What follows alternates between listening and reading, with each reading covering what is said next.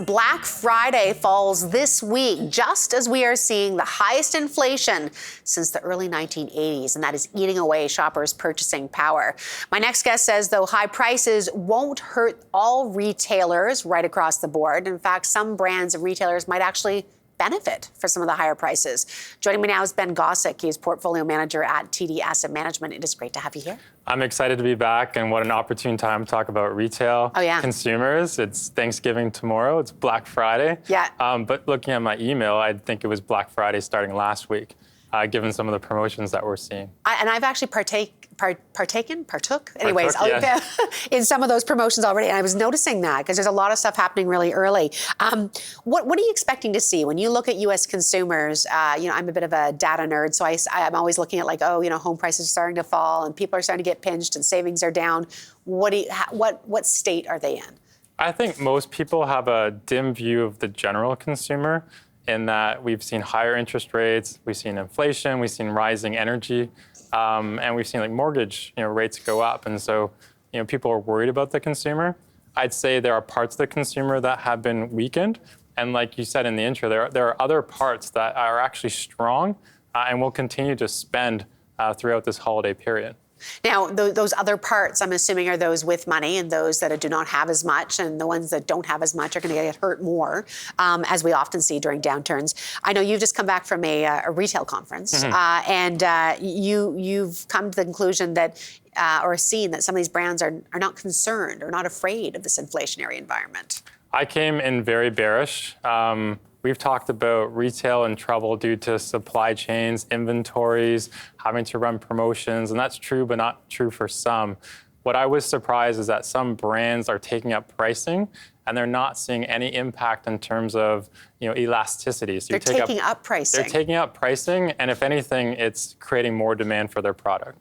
That's a giffen good. I remember that from economics, actually. So you've got a chart here that's going to show a bit of your thinking right now in terms of what you're seeing. And this is, I think, looking at U.S. Atlanta Fed wage growth by wage level. So tell me what you're seeing here. So I wanted to take some of the anecdotes from the meetings, put it towards data. And I encourage everyone to check out some of the websites from the Federal Reserves. What you're looking at is wage growth, and it's a 12-month moving average. The blue line in the middle is the overall, and it's about 6%. When you compare that to the last inflation report, that was 7.7. So overall, the consumer is not terribly in shape, or not in so much terrible shape if they're keeping up almost with inflation. But it's a tale of two stories. The top line is the top wage level earners. So this is your six-figure professional. They're earning 7.5%. They're not seeing inflation. They're able to continue to spend, and their bank accounts are still robust versus pre-COVID levels. Yeah. It's the lower quartile employee that is earning 4.5%. That is seeing the purchasing power erode, and that's where we're seeing down trading activity or people deferring purchasing.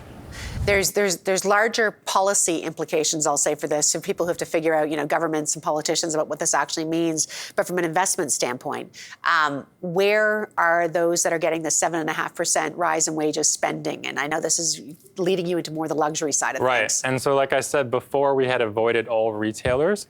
And coming out of the conference, I think there's an opportunity within luxury. Again, the uber luxury segment continues to perform. A lot of it is also driven by secular trends. Luxury grows 6 to 10% per annum, and it's driven by human needs. So you buy something nice with a brand, it gives you some confidence, you feel good about yourself. It may also just be, I want to show that I made it. And it's this innate human nature that's consistent and shows up year in year. And so that's why these luxury, these Uber brands are in high demand. And I think just coming out of COVID as well, life isn't better. There's war in Eastern Europe, there's inflation. And so a lot of people just say, I want something good and I want it now. And they have the means and the ability to buy these nice items. They're not going for the tub of ice cream. They're buying the Gucci. Yes. When you talk about the Uber luxury, I mean, what are the kinds of sectors and names and things that, that kind of fall within Uber luxury? Even not specific stock names, but kinds of things you're thinking about. Yeah, so it could be high-end leather goods. Yeah. It could be jewelry. Yeah. It could be even a fancy sports car. Yeah. We think of automotive as sort of one category, but a Ferrari, a Porsche, some sports car is also considered high-end luxury. and there's insatiable demand for these types of vehicles. You're seeing resiliency, and I understand the thesis there with the growth in wages. But when I look on my social media feeds, I'm seeing layoffs, and I'm seeing layoffs at Twitter. I'm seeing layoffs at Facebook, and these are white collar jobs, and some of these are software engineers, who do pretty well for themselves. Is that concerning for you? So I think, given the level of interest rates, I think we should all be concerned at some point the job market will start to crack. But having said that, the job market has shown resiliency, even at the low level. I've spoken to a restaurant manager. He can find many managers, but he can't find servers, and he will pay no matter what, even today, for servers. I think when it comes to the high-tech worker, yes, we're seeing the layoffs. We're seeing the big, 6,000 jobs, 10,000 jobs reported. It's something for us to watch. It hasn't shown up in initial jobless claims, but also think about all the other enterprises that are going through digital transformation. Yeah. They couldn't get any of these employees because there was a better opportunity at a Facebook, at an Amazon. And so while they're being laid off, I think they will be scooped up by a lot of these companies that needed this talent but couldn't afford the talent. Yeah. The talent mismatch is still there in terms of the demand. Okay, given your bullish views on the luxury and the high-end sector, what names have got your attention? Yeah, so I think, again, when we talk about uber luxury, we're talking about high-end leather goods, accessories, ready-to-wear. Names that come to mind would be an LVMH, an Hermes. I think there's also a tremendous opportunity. We have to do more work here. There's lots of brands. Everyone, again, wants to abandon the middle and move to the high end because you can justify raising your prices. And so there are many different brands that are trying to go for this elevation strategy.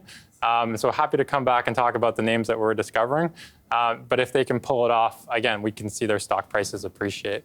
Interesting conversation, Ben. Thanks so much for joining us. Thanks for having me.